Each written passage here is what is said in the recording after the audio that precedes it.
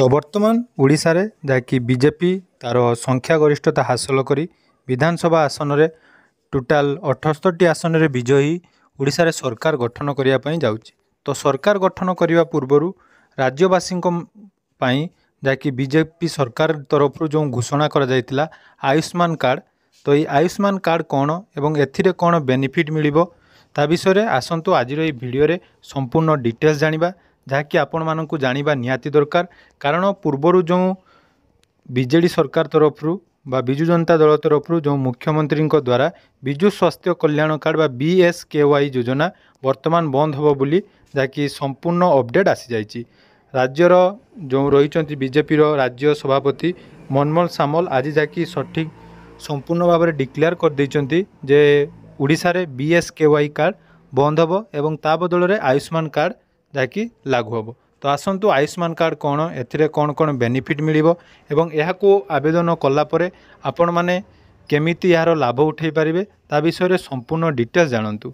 ता पूर्वरु जदि चैनल को प्रथम थर विजिट करचंती वीडियो को लाइक करिवे, चैनल को सब्सक्राइब कर नथिले एबे ही सब्सक्राइब करी आगो को आम चैनल माध्यम रे बहुत सारा नुआ नुआ अपडेट पाई पारिबे। तो देखि पारुथबे जाकि मनमोहन सामल आज कहिसंती BSKY प्रसंग रे जाको तांकर प्रश्न थिला। तो राज्य रे बंद होबो BSKY, लागू होबो आयुष्मान भारत योजना। तो BSKY रे जाकि तांकर कहवा अनुसार भल सुविधा मिलु नथिला, किंतु आयुष्मान योजना लागू होला परे राज्यवासी को जाकि उन्नत मानर स्वास्थ्य सेवा मिलिबो। यह सह निर्वाचन पूर्वरु बीजेपी जहाँ प्रतिश्रुति देइतिला ताहा सबु कार्यकारी होबो बोली जाकि आज प्रेस कॉन्फ्रेंस रे जाकि से मंतव्य देइतिले। तो देखंतु जाकि प्रथम रहिला आयुष्मान भारत कौन बा आयुष्मान भारत योजना, जाकि वर्तमान आयुष्मान भारत प्रधानमंत्री जन आरोग्य योजना को एबे मुख्यमंत्री योजना बा ABPM जाकि रही योजना भाव में जनाशुना। तो यही स्वास्थ्य योजना अधीन रे हिताधिकारी को 5 लाख टंकार मागणा चिकित्सा जाकि मिलता है। एथिपाई आपण मानक पाखरे आयुष्मान योजना कार्ड थिबा निहाती जरूरी। तेबे एही कार्ड कहा पाखरे अछि एवं किपरि मिलिबो आसंतु ता विषय रे जानिबा। तो आयुष्मान कार्ड रही आमर प्रधानमंत्री जन आरोग्य योजना बा मुख्यमंत्री योजना अधीन रे एक स्वास्थ्य कवर बीमा परि, अर्थात एटा जदि आमे कथा हेबा एटा एक इंश्योरेंस भरी आपन को काम देबो। तो एहा अधीन रे जो योग्य लोकन को आयुष्मान कार्ड दिया जिवो एवं सेही योजना अधीन रे आयुष्मान कार्ड धारी माने जाकि तालिका प्रस्तुति डाक्तरखाना गुड़िक मागणा चिकित्सा पाइबे एवं यही कार्ड रे हिताधिकारी को जाकि मात्र 5 लाख टंकार चिकित्सा कवर जोगा देता है। तो मुझे कही रखी जो BSKY कार्ड थिला सेथिरे हमर 10 लाख सुविधा मिलुथिला। तो किंतु वर्तमान जो आयुष्मान भारत कार्ड आपण मानक मिलवा को जाउची एथिरे आपण को जाकि चिकित्सा कवर अर्थात इंश्योरेंस एटा जदि आमे कथा बा तो एटा गुटे टाइप रो इंश्योरेंस भली आपण को काम देबो। एबे देखंतु आयुष्मान कार्ड लागि केमिति आवेदन करिवे। तो जदि आपण उपरोक्त स्कीम पई योग्य अटंती तेबे आपण आयुष्मान कार्ड तैयारी करि परिबे। एथिपाई आपण को निकटस्थ जनसेवा केंद्र को जिबाको पड़िबो एवं आधार कार्ड प्रमाणपत्र देई आपणकर रेशन कार्ड साहाय्य रे आपण माने एथिरे अंतर्भुक्त हेई पारिबो। तो यह विषय में मुझे जाकि जितेबाला आम ओडिशा रे वर्तमान आयुष्मान कार्ड को बंद करा जायछि, तो जदि राज्य रे बीजेपी सरकार आसिला परे जाकि यही कार्ड आरंभ होबो। तो एथिरे मध्य रही हिताधिकारी माने सरकारी तथा किछि तालिकाभुक्त घरोई हस्पिटाल मात्र 5 लाख टंकार जाकि चिकित्सा सुविधा पाई पारिबे। सेपरि आयुष्मान भारत योजना देशर सही लोक मानक स्वास्थ्य कवरेज प्रदान करता जो मानकर आय बहुत कम। यह व्यतीत यही योजनार लाभ गरीब और आर्थिक दृष्टि दुर्बल थिबा लोकन को दिया जाए। अर्थात जदि आमे कथा बा तो आयुष्मान कार्ड केवल BPL कार्डधारी मानक जहाँकि सरकार तरफ केंद्र सरकार तरफ यह आपण को जहाँकि साहाय्य करिवो।